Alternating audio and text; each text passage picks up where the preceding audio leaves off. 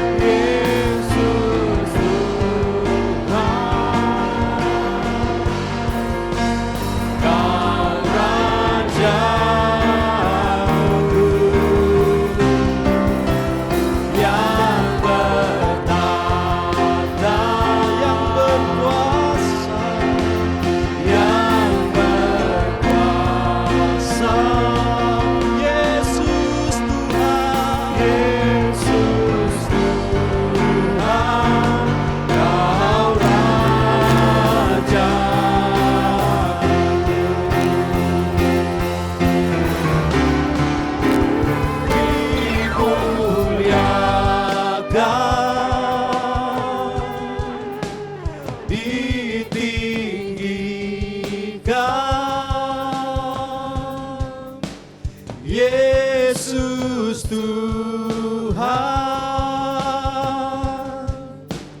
Kau Rajaku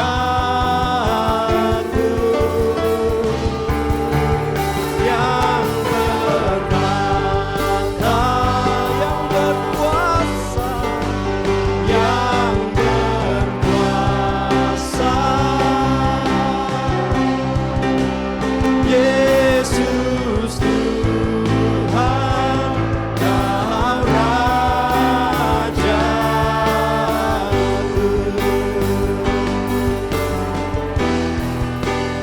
Yesus Tuhan, Kau Rajaku.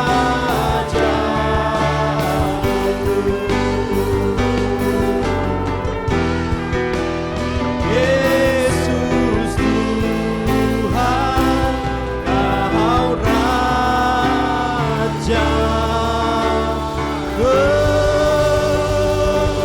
Haleluya, terpujilah nama-Mu Tuhan. Haleluya. Agung dan perkasa, Kau sumber kemenanganku, daya berkuasa, merintah selamanya. Yesus, Kaulah Raja mulia, Tuhan, agung dan perkasa, Kau sumber kemenanganku, layak berkuasa, memerintah selamanya. Yesus, Kaulah Raja mulia. Yo!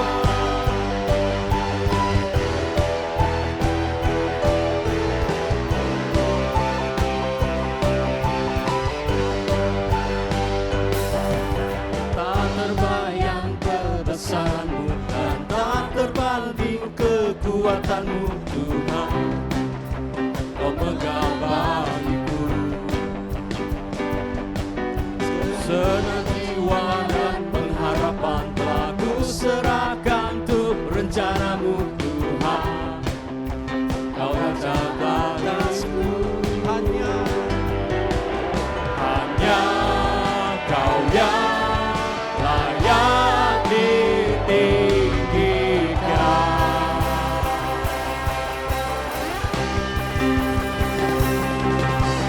Ajaib Kau Tuhan, agung dan perkasa.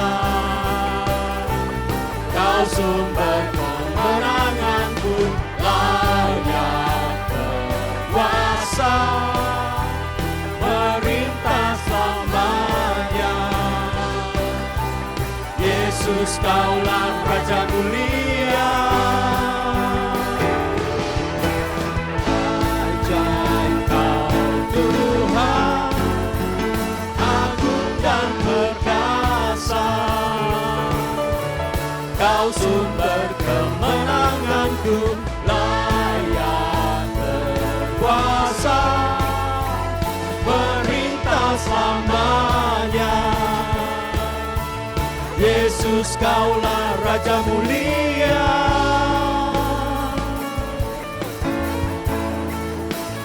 Raja mulia. Haleluya.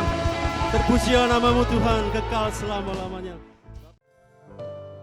Penyertaanmu Tuhan, segalanya bagi kami. Segalanya bagiku, hadirmu di hidupku, terutama bagiku.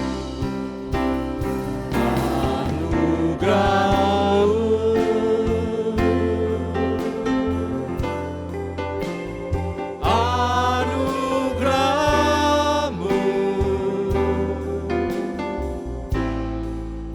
semua karena anugerahmu, bukan karena harta kekuatanku.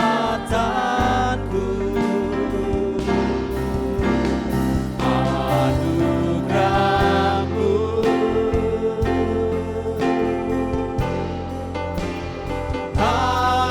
anugerahmu Tuhan,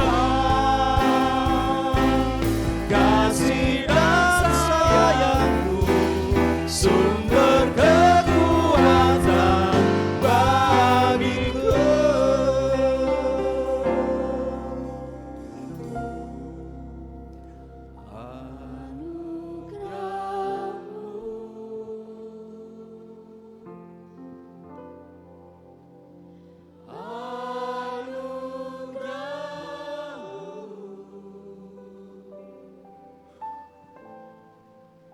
Semua karena anugerahmu,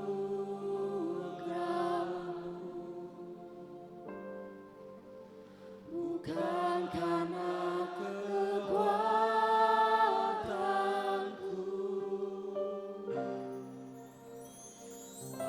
Anugerahmu,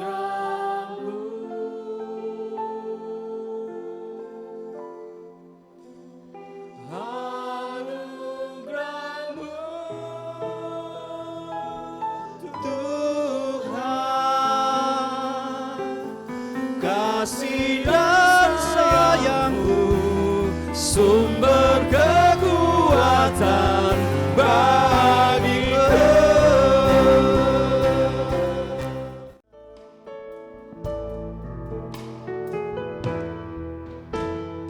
Bapa kami di dalam surga, kuduslah namamu Tuhan. Kuduslah namamu yang penuh kuasa, sebab Engkau yang layak, Engkau yang layak, selamanya diagungkan.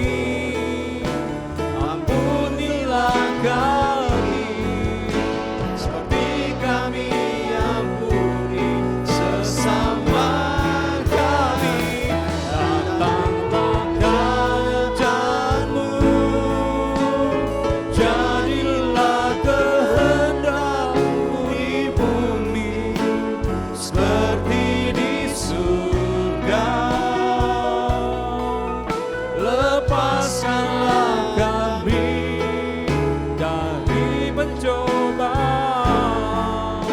Sebab Kau yang berkuasa, Kau mulia selamanya.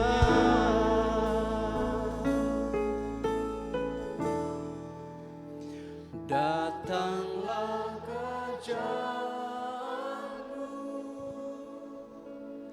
jadilah kehendakmu di bumi seperti di surga.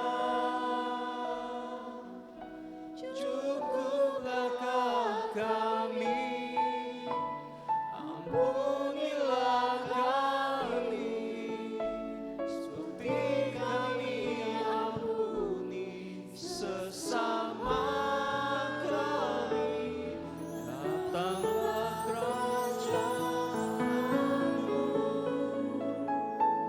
jadilah kehendakmu di bumi seperti di surga. Lepaskanlah kami dari pencobaan, sebab Kau yang berkuasa, Kau mulia selamanya. Hati kami penuh dengan sukacita ya Tuhan. Engkau memberikan sukacita itu dalam hati kami. Dalam pujian penyembahan kepada Engkau, kami mengalami hadirat-Mu, membuat bukan saja hati kami tersenyum, tetapi bibir raut muka kami cerah oleh sebab Engkau Tuhan, sumber pengharapan kami. Sungguh kebaikan-Mu berlipat-lipat di dalam kehidupan kami. Siapakah kami ya Tuhan, mengalami kebaikan-Mu yang luar biasa.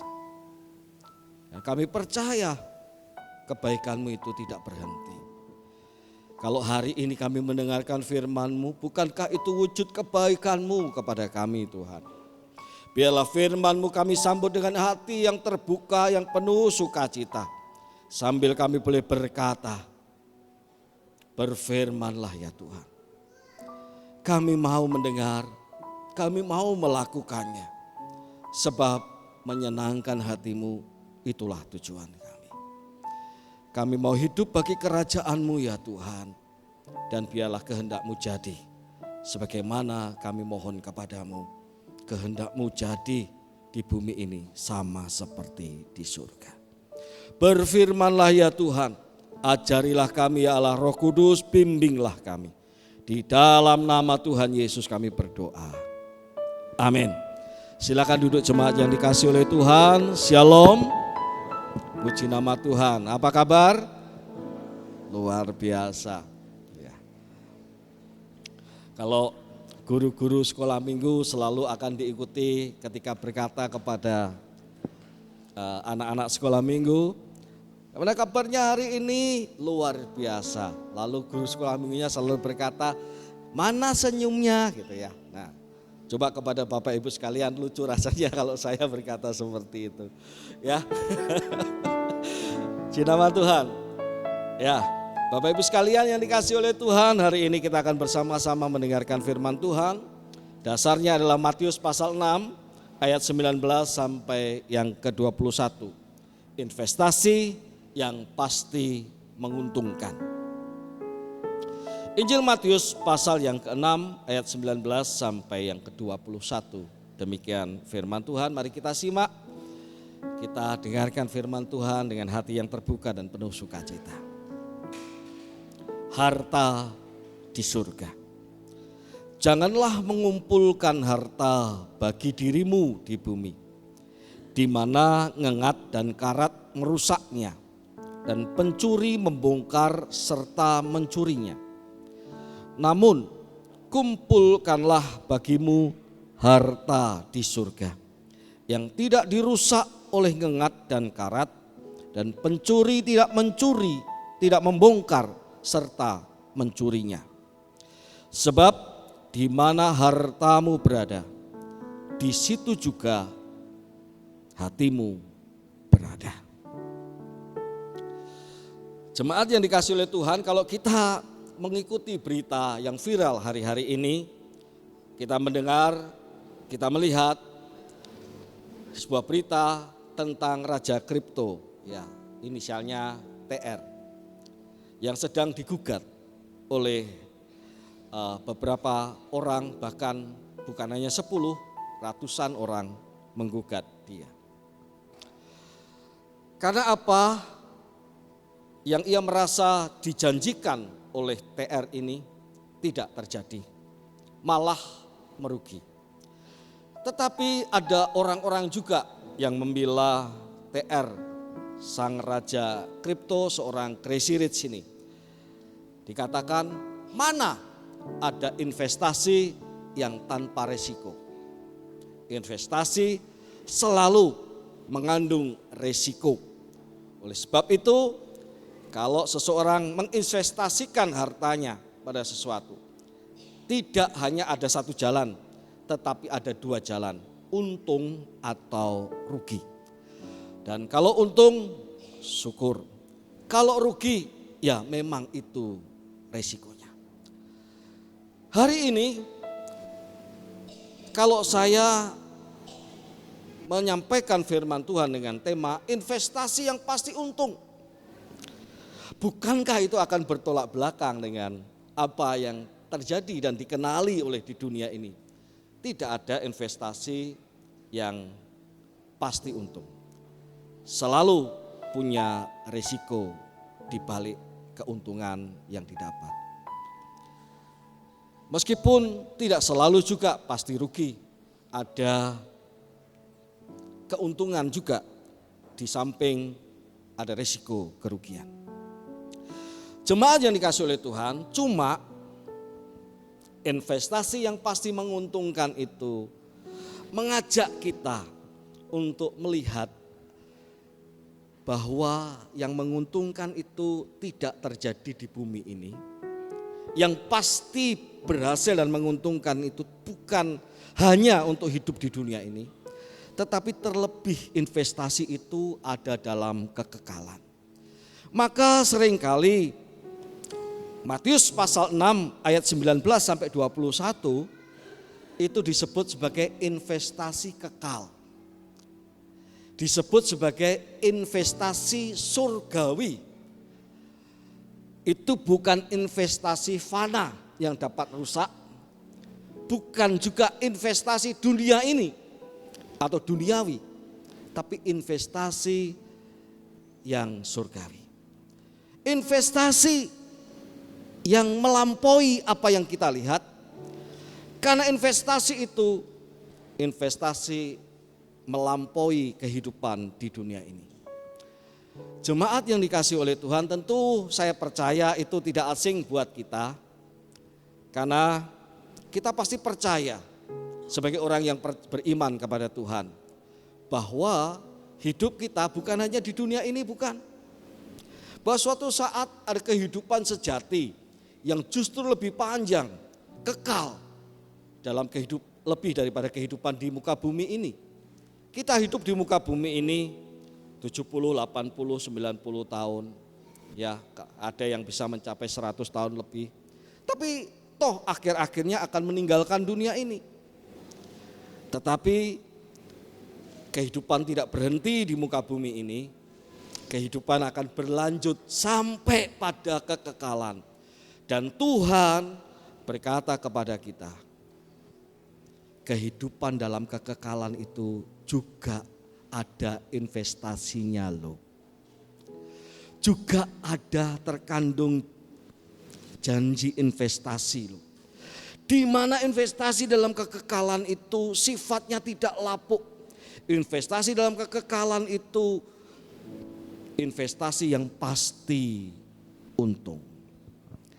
Jemaat yang dikasihi oleh Tuhan, Pendeta Lukas seringkali berkata, apa yang Bapak Ibu lakukan, ya itu adalah bernilai kekal, katanya seperti itu. Ya beliau seringkali berkata seperti itu, bernilai kekal.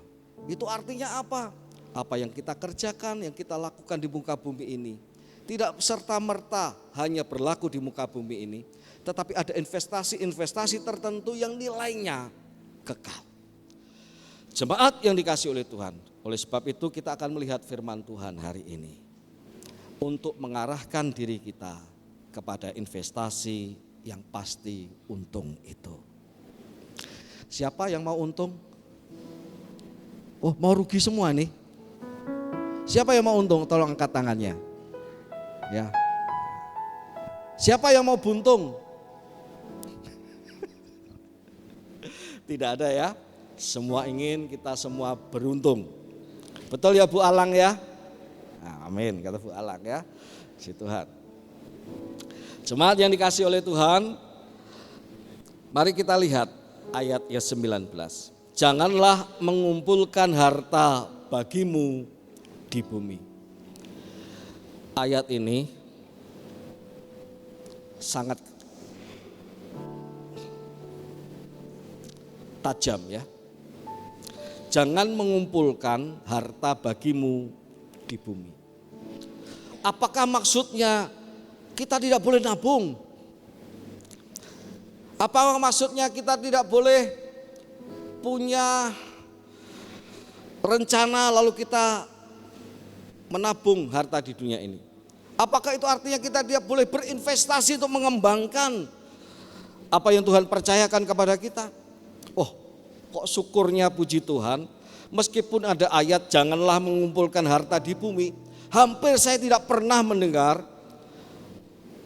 para ahli teologi, para hamba Tuhan untuk berkata jangan punya tabungan, jangan punya investasi di muka bumi ini, jangan kembangkan usahamu, hiduplah apa adanya, hiduplah mengalir begitu saja.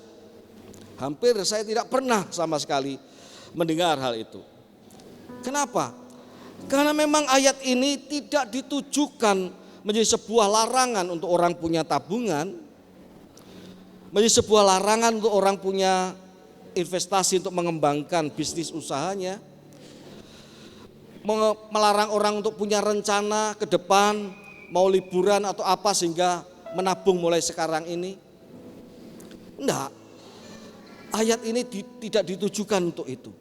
Sebab jika demikian Tuhan tidak akan memberikan hikmat kepada Yusuf ketika berkata kepada Fir'aun, Fir'aun, arti mimpimu itu adalah ada 7 tahun kelimpahan, ada 7 tahun kelaparan. Maka di masa kelimpahan ini nabunglah, penuhilah lumbung-lumbungmu. Nanti kalau masa kesusahan 7 tahun engkau tidak usah susah karena banyak lumbung-lumbung di Mesir. Kalau ayat ini melarang untuk orang menabung, harusnya Yusuf pun tidak perlu menyarankan kepada Fir'aun untuk menabung. Tapi tujuan ayat ini disampaikan justru untuk mencelikkan kita. Karena ada satu bagian yang penting yang sering kali kita lupakan, yaitu investasi di surga. Nabung, berinvestasi di muka bumi ini boleh. Itu bahkan mengembangkan talenta yang Tuhan berikan kepada kita. Itu namanya berhikmat dalam mengelola harta. Supaya kita juga punya cadangan jika sesuatu hal terjadi. Orang bicara untuk bagaimana sampai ke passive income, silahkan, tidak apa-apa. Tetapi yang dimaksud oleh Tuhan dengan berkata jangan kamu mengumpulkan harta di bumi adalah seringkali manusia itu hanya fokusnya pada hidup duniawi ini. Tetapi lupa ada investasi yang sedang menunggu, yang pasti untung, yaitu investasi surgawi. Investasi dalam kekekalan. Sampai-sampai Tuhan mengajak kita untuk berpikir, di dunia ini ngengat itu merusak. Ngengat itu semacam serangga yang merusak benang-benang atau helai-helai kain ya. Sehingga menjadi rusak, menjadi rapuh. Itu ngengat namanya.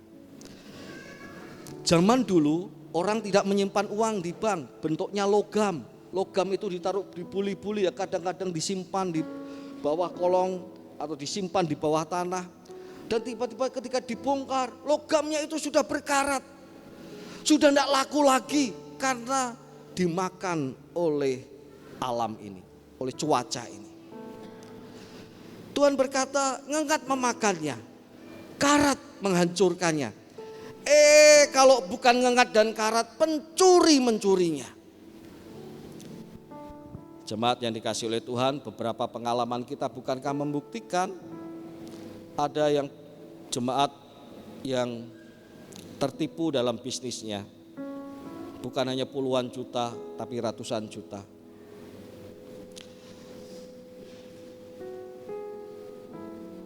Ya. Dalam keluarga kami, saya hanya mendengar cerita, tidak pernah mengalami. Nenek saya, Ong Sui Ing namanya. Nenek Ong Sui Ing ini, nenek saya, mamah dari mamah saya, bercerita kepada saya dan kepada semua cucu-cucunya, hampir semua cucu-cucunya. Ceritanya sama, bahwa dulu dia adalah anak orang kaya di sebuah kabupaten di Jawa Tengah. Tempatnya, hari ini Pak Dirgo tidak hadir ya, ada Pak Dirgo? Ya. Tempatnya Pak Dirgo Bu Ratna di sana, di Kabupaten Blora. Di sana asal nenek saya dilahirkan dan dibesarkan. Nenek saya berkata bahwa dia adalah anak seorang Tionghoa yang kaya raya di kota Blora. Sampai-sampai dikatakan menyentuh kaki ke tanah saja nenek saya tidak pernah. Zaman itu orang rumahnya tanah, nenek saya rumahnya sudah bukan dari tanah. Bahkan kakinya menyentuh tanah saja tidak pernah.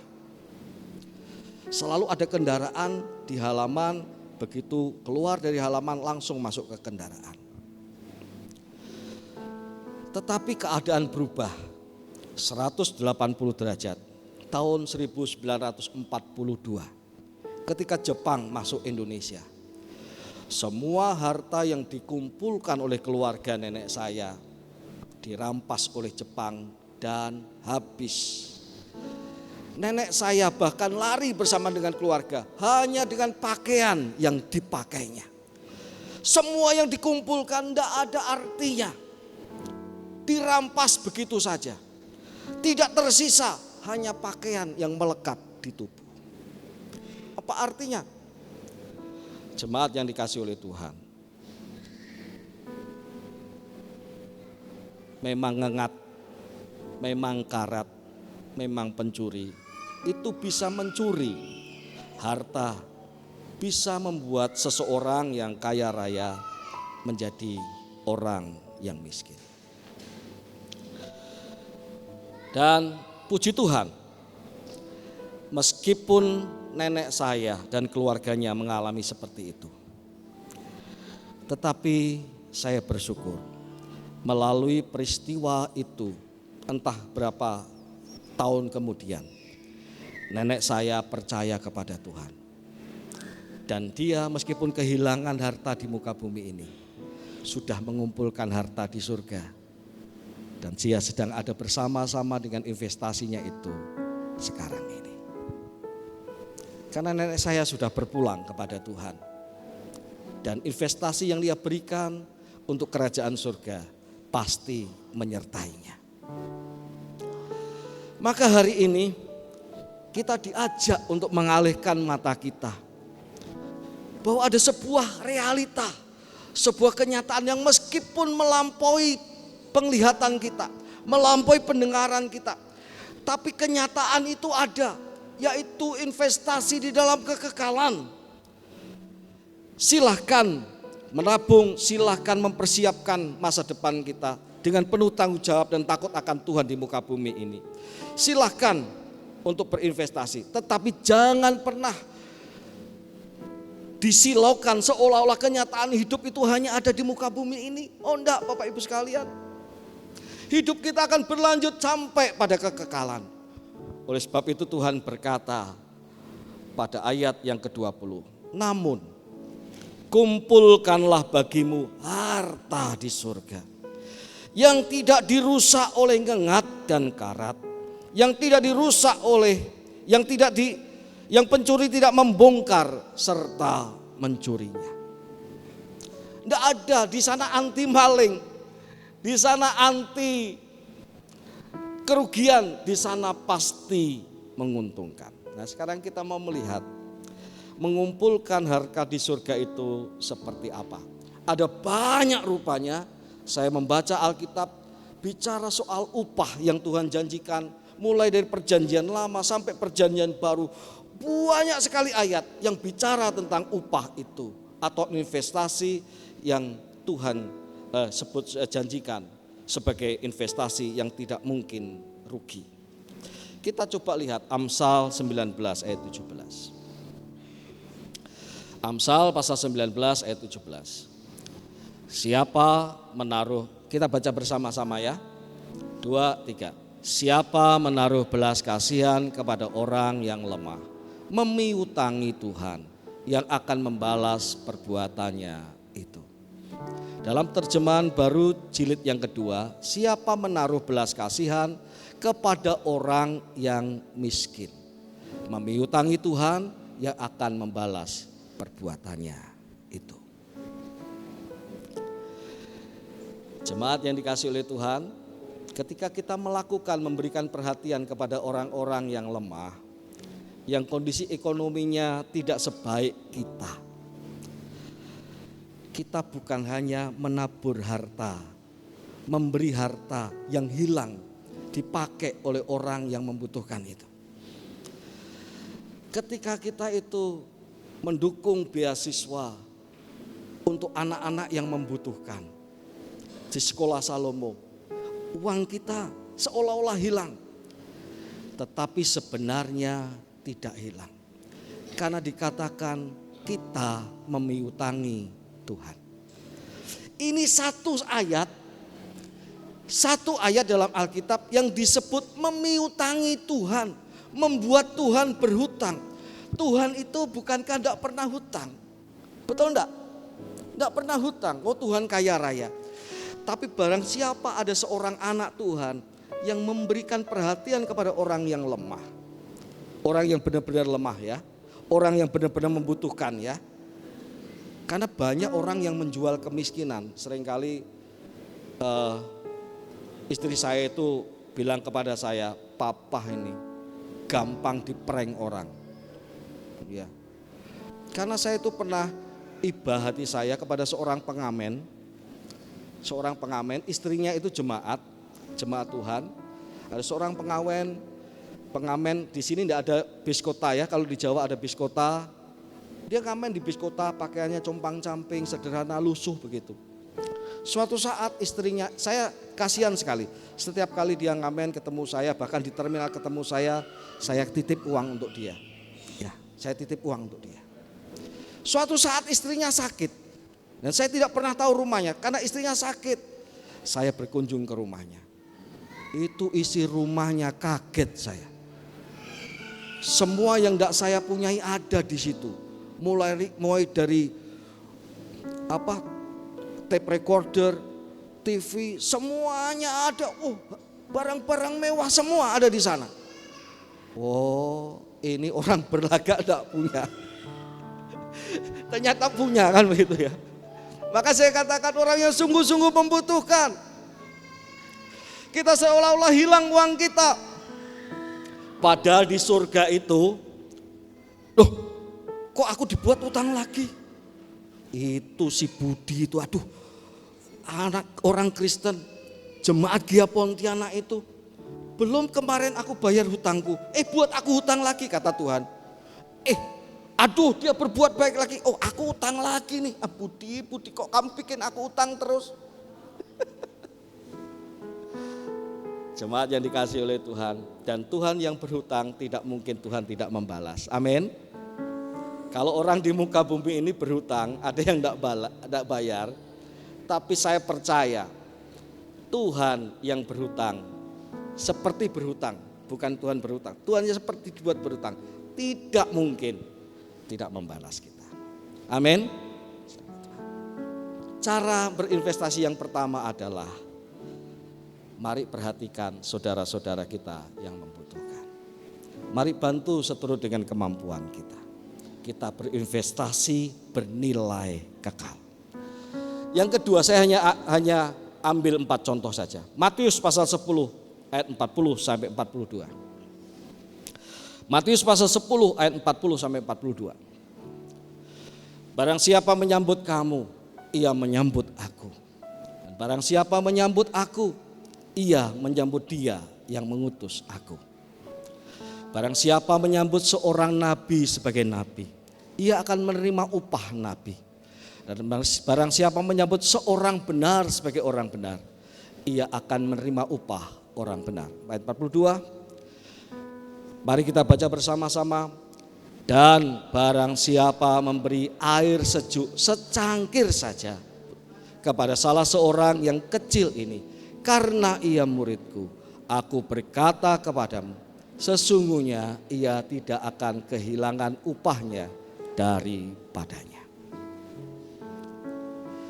Siapa murid orang kecil karena ia muridku? Yang pertama adalah jelas menunjuk kepada 12 rasul Tuhan.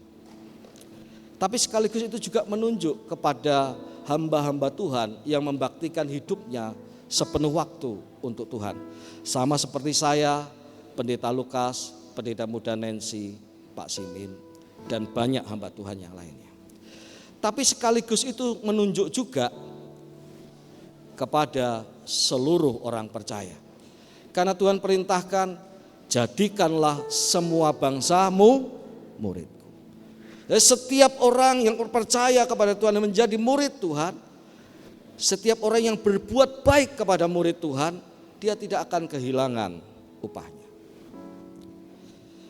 Saya ketika mempersiapkan ini ada rasa geli dalam hati saya. Bukankah saya seringkali datang ke rumah jemaat itu tidak diundang, tidak memberitahu, dan pulang juga tidak perlu diantar. Sehingga kadang-kadang jemaat, aduh Pak, kok enggak ngasih tahu? Gitu ya. Aduh Pak, kok enggak ngasih tahu? Kalau kasih tahu kan saya bisa siapkan sesuatu. Ketika saya mempersiapkan ini, wah iya ya, kalau jemaat memberi secangkir air putih saja kepada hamba Tuhan, tidak kehilangan upahnya, dicatat investasinya oleh Tuhan. Kalau saya ngasih tahu, lalu jemaat sediakan kopi, lalu jemaat sediakan makanan, wah jangan-jangan di surga nanti saya kere, jemaat kaya. Lebih baik tidak usah kasih tahu lah jemaat kalau datang. Ini gurau aja ya, gurau aja. Gurau aja. Artinya setiap pelayanan kita pada orang-orang hamba-hamba Tuhan, setiap pelayanan kita kepada orang para penginjil, setiap pelayanan kita kepada orang-orang beriman, setiap pelayanan kita kepada orang-orang yang percaya. Kalau saya Pak Ahok ke rumah saya, lalu saya kasih air mineral, Pak enggak ada apa-apa air mineral. Air mineral saya memang kurang satu, tetapi pelayanan saya kepada Pak Ahok bernilai kekal. Amin. Karena itu melayani orang mesti dengan sukacita. Karena itu, karena kita berinvestasi mesti kita tersenyum. Karena itu tidak akan rugi. Karena itu tidak percuma. Tuhan memberikan perhatian kepada apa yang kita lakukan kepada murid-muridnya. Secangkir air putih saja. Artinya ini bukan hanya untuk orang kaya. Karena secangkir air putih bisa dilakukan oleh setiap orang. Secangkir air putih saja yang segar, itu tidak kehilangan upahnya. Amin. Selamat Tuhan. Yang ketiga, 1 Korintus 15 ayat 58. 1 Korintus pasal 15 ayat 58. 1 Korintus 15, bukan 16 ya, 15 ayat 58. Saya akan bacakan dalam terjemahan baru jilid yang kedua. Karena itu saudara-saudaraku yang kekasih, berdirilah teguh, jangan goyah, dan giatlah selalu dalam pekerjaan Tuhan. Sebab kamu tahu bahwa dalam persekutuan dengan Tuhan, jerih payahmu tidak sia-sia. Tolong kalau bisa ditampilkan 1 Korintus 15 ayat 58. Bukan ayat 1, ayat 58.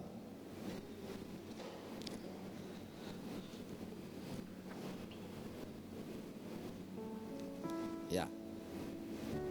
Mari kita baca bersama-sama.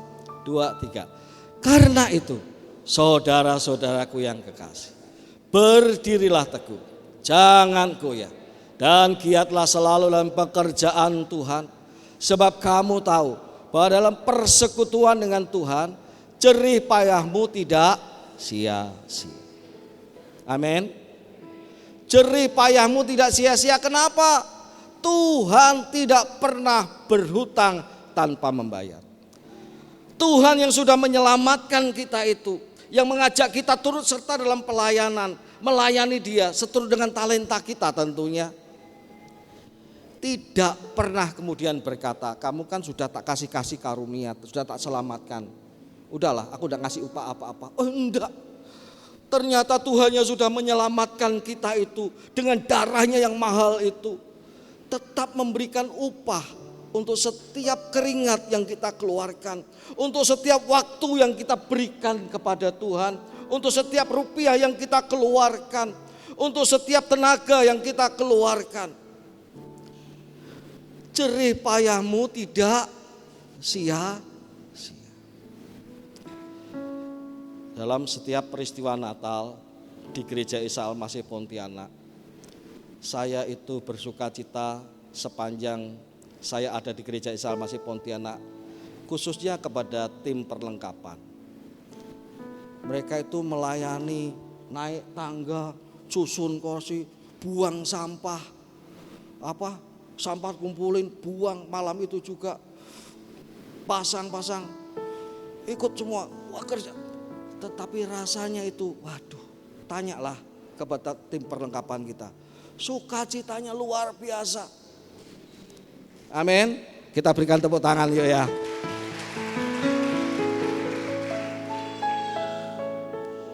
Nah itu Pak, perlengkapan seumur hidup. Pak Tumis tersenyum di belakang. Karena beliau sepertinya perlengkapan terus selama di sini. Jangan ragu Pak, saya ngomong begitu bukan untuk menghina. Karena saya juga tim perlengkapan dulu. Waktu saya SMP, SMA, selalu tidak pernah berubah dari tim perlengkapan. Ya, nah, saya rasakan sukacitanya itu, kegembiraannya itu. Setiap koordinator perlengkapan selalu kata-katanya saya ingat, Pak, apa yang dibutuhkan, ngomong aja Pak, kami lakukan. Saya mendengar itu aduh. Ya, apa ya Pak, kami lakukan, ngomong aja Pak, kami lakukan, kami kerjakan. Betul ya Pak Song ya, Pak Song Cai, Pak Acai. Puji nama Tuhan. Jemaat yang dikasih oleh Tuhan, semua jerih payahmu, pelayanan kita, suara yang kita keluarkan, musik yang kita mainkan, nggak sia-sia. Amin. Amin. Kok loyo banget sih? Nggak mau untung nih. Amin. Setiap apa yang kita sebut sebagai pengorbanan sebenarnya bukanlah pengorbanan. Karena Tuhan selalu menilai dan menghargai itu. Pengorbanan adalah sesuatu yang kita keluarkan dan kita tidak meminta keuntungan. Tapi justru hati yang mau melayani dengan disebut pengorbanan tadi tidak pernah disia-siakan Tuhan. Tuhan pasti akan membalasnya. pembalasan Tuhan pasti di surga, tapi sekaligus juga kita percaya balasan itu ada di muka bumi juga. Yang terakhir, Zakaria 9 ayat 16. Zakaria pasal 9 ayat 16. Mari kita baca bersama-sama.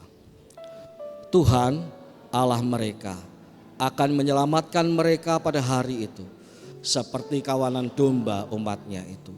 Sungguh mereka seperti permata-permata mahkota yang berkilap-kilap. Demikianlah mereka di tanah Tuhan. Ayat ini tidak serta-merta bicara soal upah, tetapi melihat bagaimana umat Tuhan, orang-orang percaya itu disebut sebagai permata-permata mahkota yang berkilap-kilap. Kalau dalam kitab Wahyu dikatakan surga itu penuh dengan kilau, permata, penuh dengan keindahan, penuh dengan luar biasa, tidak bisa dikatakan. Maka penghuninya pun adalah permata-permata mahkota yang berkilap-kilap, yaitu Bapak, Ibu, dan saya. Jiwa-jiwa. Ada satu lagu pujian yang berkata seperti ini. Engkau cari intankah guna tajuk Al-Masih, ingat dalam limbahan ada intan yang permai. Apa Pak Iwan?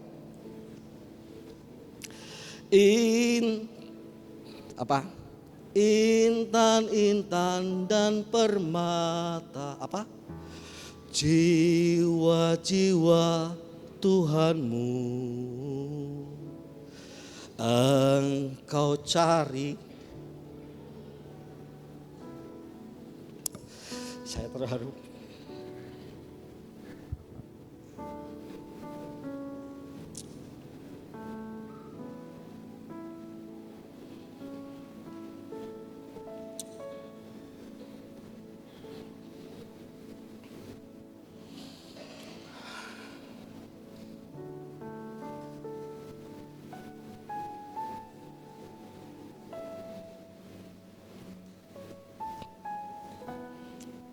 Jiwa itu bukan sekedar untuk menjadi orang Kristen, menjadi bagian, mengambil bagian dari salah satu bangku di gereja.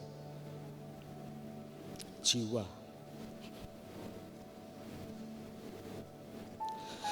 Jiwa bagi Tuhan adalah permata yang berkilau.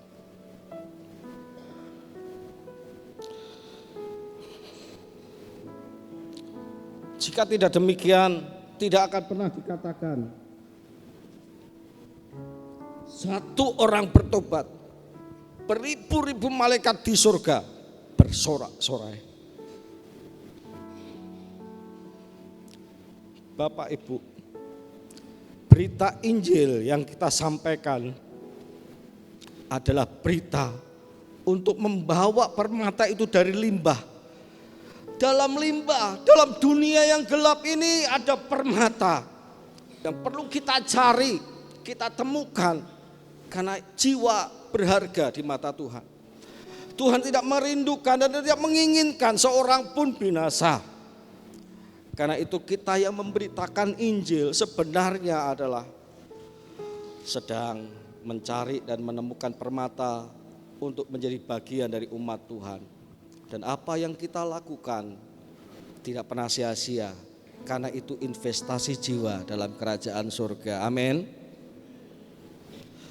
Karena itu hari ini kalau kita mendengarkan firman Tuhan, dimanapun kita berada, mari kita doakan orang-orang yang belum percaya kepada Tuhan. Mungkin itu saudara kita, mungkin itu kawan kita, mungkin itu sahabat kita.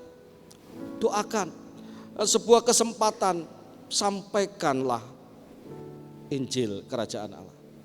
Karena jiwa dalam limbah, entah apapun latar belakangnya, entah sedalam apapun dosanya, Jiwa itu permata di mata Tuhan. Terlebih lagi Bapak Ibu yang ada di gereja ini, saya melihat Bapak Ibu adalah permata-permata yang dihargai oleh Tuhan. Kalau saya dipercaya oleh Tuhan untuk melayani Bapak Ibu sekalian, apapun yang sedang Bapak Ibu alami, apapun yang sedang terjadi dalam hidup Bapak Ibu, dan saya diberi kesempatan kepada Tuhan untuk memberikan perhatian, betapa berharganya, betapa mulianya Tuhan mengajak saya untuk hidup dalam pelayanan, dan bukan hanya itu, tapi sekaligus juga menjadi investor dalam kekekalan. Jemaat yang dikasihi oleh Tuhan, maka saya mengundang hari ini, semalam rapat majelis, dan di rapat majelis itu ada seorang majelis yang mengusulkan kepada saya, Pak, apakah kita tidak akan mencari seorang hamba Tuhan, tambahan seorang hamba Tuhan lagi? Saya jawab, pasti ada waktunya dan sudah saya rencanakan. Suatu saat, kalau Tuhan kehendaki, sebelum saya emeritus, saya ingin ada satu hamba Tuhan lagi di tempat ini. Sebelum saya emeritus. Tetapi saya katakan, yang saya rindukan dan saya doakan, hamba Tuhan itu muncul dari jemaat sendiri. Apakah ada di antara Bapak Ibu yang anaknya terpanggil untuk kerajaan Allah, untuk melayani kerajaan Allah? Tidak mudah memang. Saya berkata kepada rekan-rekan rohaniwan, saya tawarkan kepada anak-anak saya, maukah kalian menjadi hamba Tuhan?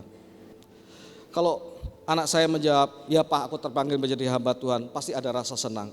Tapi saya mau jujur kepada Bapak Ibu, ada rasa sedih juga dalam hati saya.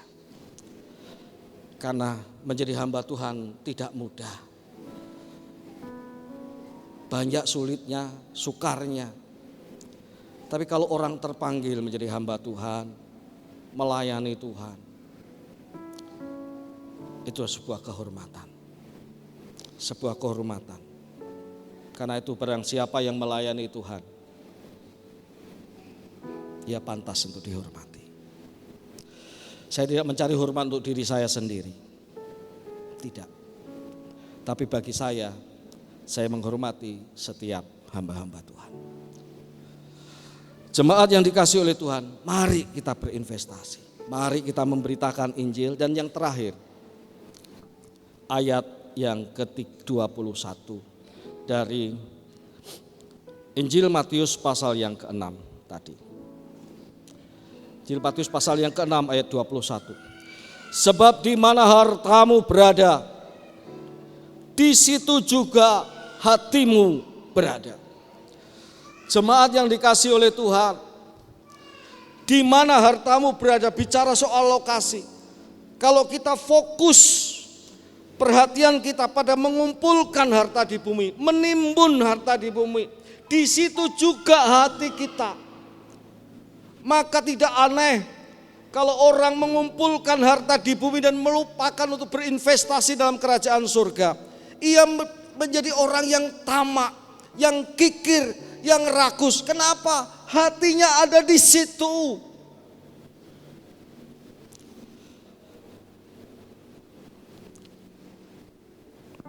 Dalam sebuah podcast, Raja Kripto tadi, kasusnya tadi, lalu 2 orang korban dipanggil, disertai dengan seorang yang mengerti di bidang investasi, diwawancarai oleh seseorang.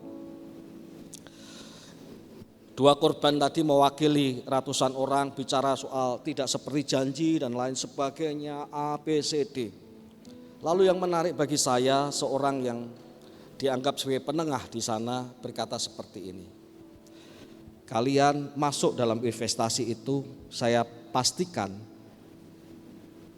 di dalam diri kalian ada greedy, ada ketamakan, bukan? Itu sebenarnya kata-kata yang tidak enak. Jujur ya, pasti ada greed. Kalian ingin sukses cepat seperti Raja Kripto ini. Kalian ingin dapat cara yang mudah untuk menjadi kaya raya. pasti ada ketamakan, pasti ada keinginan akan harta. Cara instan untuk menjadi kaya raya. Dan menarik bagi saya karena disebut secara jujur, pasti kalian ada greedy, ada ketamakan. Jemaat yang dikasihi oleh Tuhan, kalau perhatian kita itu pada mengumpulkan harta di bumi, kalau belum dapat kita akan selalu merasa kurang. Kalau sudah dapat pun sudah kita kumpulkan, berapapun ada dalam tabungan kita, tetap merasa kita tidak aman, kita merasa kurang. Kita terlalu kecil untuk bisa kita keluarkan bagi investasi kerajaan surga. Tidak sebanding dengan apa yang kita kumpulkan di dunia ini. Padahal sebenarnya dengan sebagian pun sudah aman. Tetapi kita masih kurang. Hati kita dipikat oleh uang. Uang itu netral.